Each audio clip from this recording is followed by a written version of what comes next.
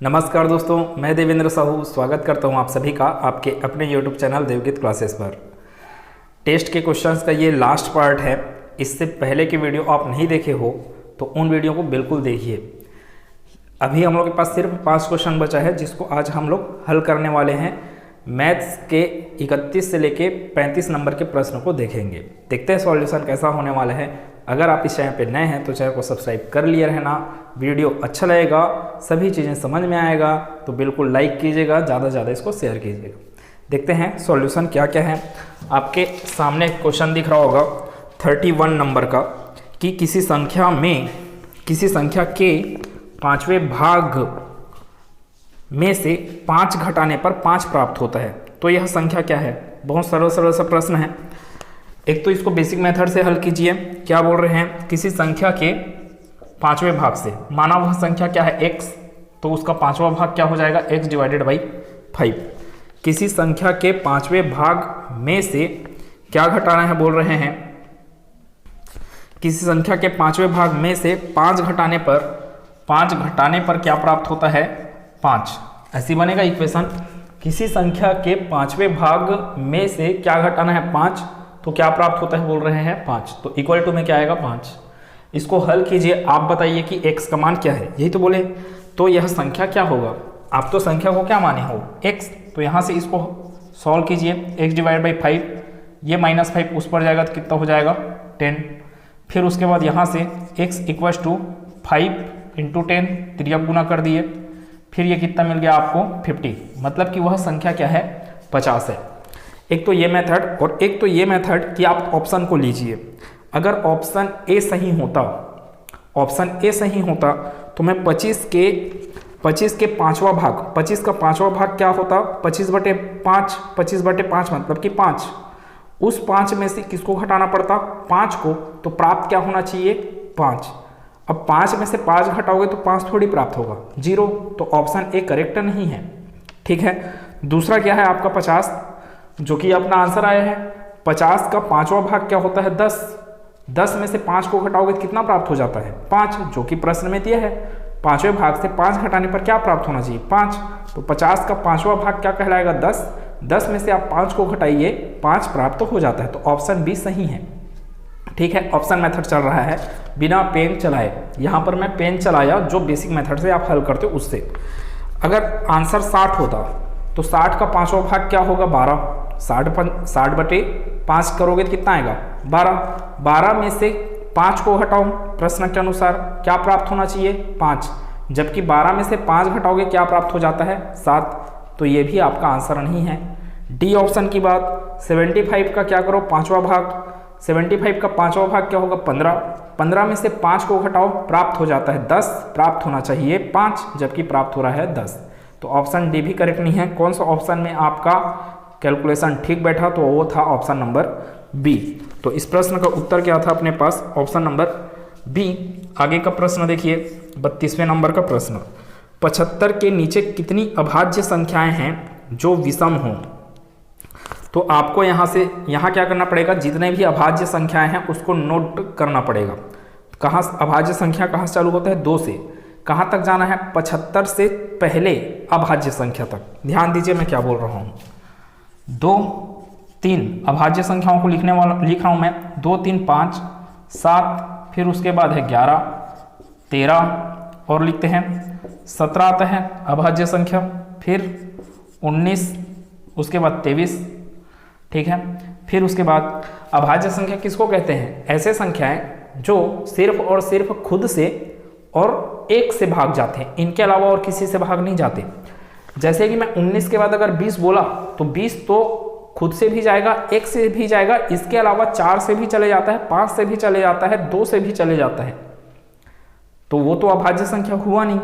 अभी मैं क्या कर रहा हूँ? अभाज्य संख्याओं को नोट कर रहा हूँ। क्यों नोट कर रहा हूँ? क्योंकि मेरे को ये बोला कि 75 के नीचे कितनी अभाज्य संख्याएं हैं, और एक ठोक लाइन लिखा, ध्यान से सुनिए। आगे में क्या लिखा है? जो विषम हो। 23 के बाद क्या आएगा? आपके पास आएगा 29। 29 के बाद आएगा 31। 31 के बाद आपके पास है 37। 37 के बाद 41 होगा। ठीक है। और आगे 43 होगा। फिर उसके बाद 47, फिर 53 आने वाला है, 48, 49, 50, 51, 52, ये सब भाज्य संख्या है। 53 आएगा, 53 के बाद आपके पास क्या है 59, ठीक है।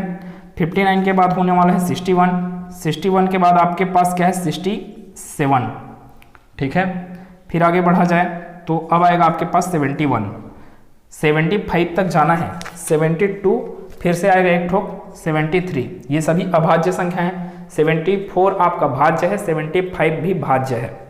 अब ध्यान दीजिए वो क्या बोला, प्रश्न में बोला 75 से छोटे अभाज्य संख्याएं, लेकिन कौन से अभाज्य संख्याएं, विषम अभाज्य संख्याएं। तो आप इनको काउंट करने मत बैठो, 1, 2 क्या है यहाँ पे सम अभाज्य संख्या, इसलिए 2 को काउंटिंग में नहीं लेना है, ठीक है, क्योंकि वो तो सम अभाज्य संख्या है। तो इसको हटाइए, कितना ठोक है अब गिनती लगाइए और आंसर पा जाइए। कितना है 1, 2, 3, 4, 5, 6, 7, 8, 9, 10, 11, 12, 13, 14, 15, 16, 17, 18, 19, 20। तो अपने पास आंसर क्या होगा, ऑप्शन नंबर बी 20। 20 अभाज्य संख्याएं, 75 से छोटे 20 अभाज्य संख्याएं होते हैं, कौन सा, विषम अभाज्य संख्याएं। अगर वो बोलता कुल अभाज्य संख्या तो आंसर क्या आता आपका 21, क्योंकि 2 को भी शामिल करना पड़ता, ठीक है। तो ये है आपका प्रश्न 32 का सॉल्यूशन, ऑप्शन नंबर बी। आगे के क्वेश्चन को देखिए, 33वें नंबर का प्रश्न क्या बोला, प्रथम 200 पूर्ण संख्याओं का योग क्या होगा। वर्डिंग को ध्यान से देखना पड़ेगा आपको, क्या बोला है, प्रथम 200 पूर्ण संख्याएं। अब पूर्ण संख्या का ज्ञान होना चाहिए आपको।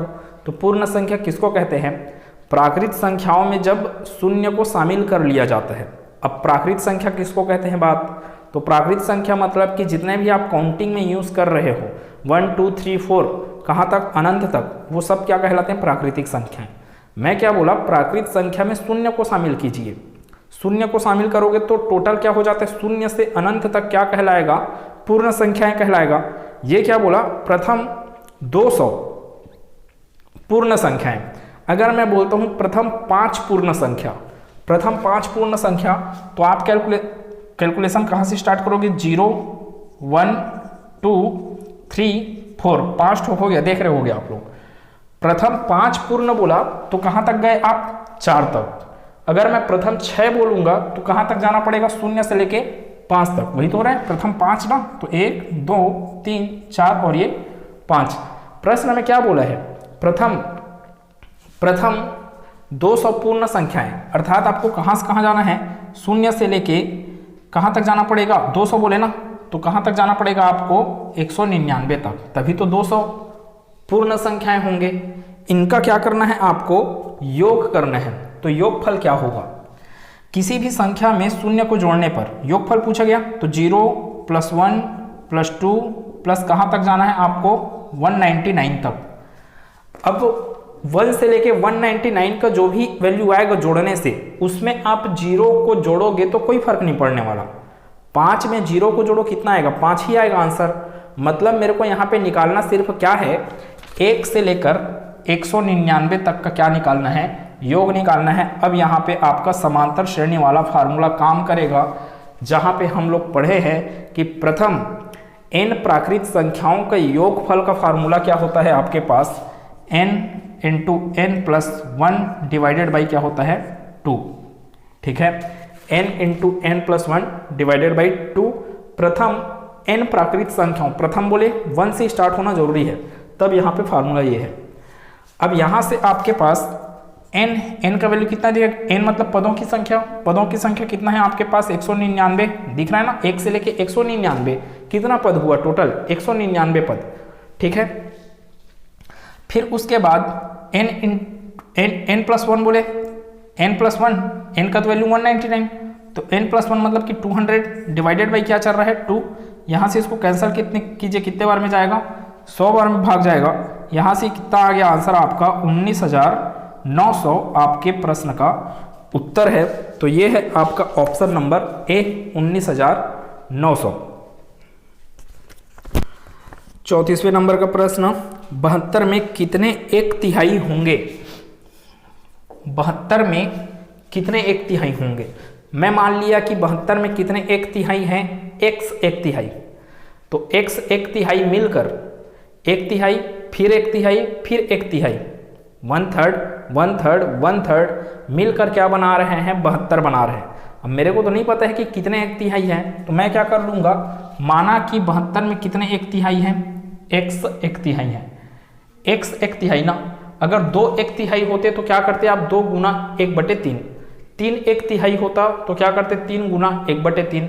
वैसे यहाँ पे x 1/3 है, इसलिए क्या करोगे, x गुना 1/3 जो कि किसके बराबर आ जाएगा, 72 के बराबर। यहाँ से आप हल कर लीजिए, क्या होगा आंसर यहाँ से, x = 72 × 3 कितना आ जाएगा आपका, यहाँ से 3 दूनी 6 3 सत्ते 21, मतलब 72 में कितने 1/3 शामिल हैं, 216 1/3 शामिल हैं। ठीक है, अब लास्ट प्रश्न का सॉल्यूशन देखिए क्या लिखा है। लास्ट प्रश्न 35वें नंबर का प्रश्न, 9350711360 में 2 3 क्या बोले, 9350711360 में 2 ठोक आपको क्या दिख रहे हैं, 3 यहाँ पे दिख रहा है और यहाँ पे, दोनों 3 के स्थानीय मानों के बीच क्या अंतर है। स्थानीय मान और जातीय मान से आपका प्रश्न पूछा ही जाता है, तो स्थानीय मान, इसका स्थानीय मान कितना आएगा, देखिए 3 का स्थानीय मान इकाई दहाई सैकड़ा, मतलब इसका स्थानीय मान क्या है 300। ठीक है, इसका स्थानीय मान क्या होगा, देखो स्थानीय मान के लिए क्या किया जाता है, 3 को मैं 3 लिखा, उसके पहले कितने अंक थे 1 और 2, तो उसके लिए क्या लगा दिया 0, 2 ठोक 0। वैसे इस 3 के लिए मैं क्या लिखा 3, और इसके पहले कितने ठोक अंक हैं, तो 1 2 3 4 5 6 7 अंक हैं, तो यहाँ पे कितना ठोक 0 आएगा, 7 ठोक क्या आ जाएगा आपके पास 0। ठीक है, इन्हीं का क्या करना है आपको, प्रश्न के अनुसार क्या पूछा जा रहा है, अंतर पूछा जा रहा है। तो सिंपल सा अंतर निकालते हैं, इसमें से किसको घटाना है आपको, 300 को घटाना है, तो सिंपल सा घटाइए, आराम से पढ़ा रहा हूँ। 0 में 0 गया कितना आया 0, यहाँ से भी 0, 9 में सॉरी 10 में है ना, इधर से उधारी मांगेगा ये, तो 10 में 3 जाएगा तो कितना आएगा 7।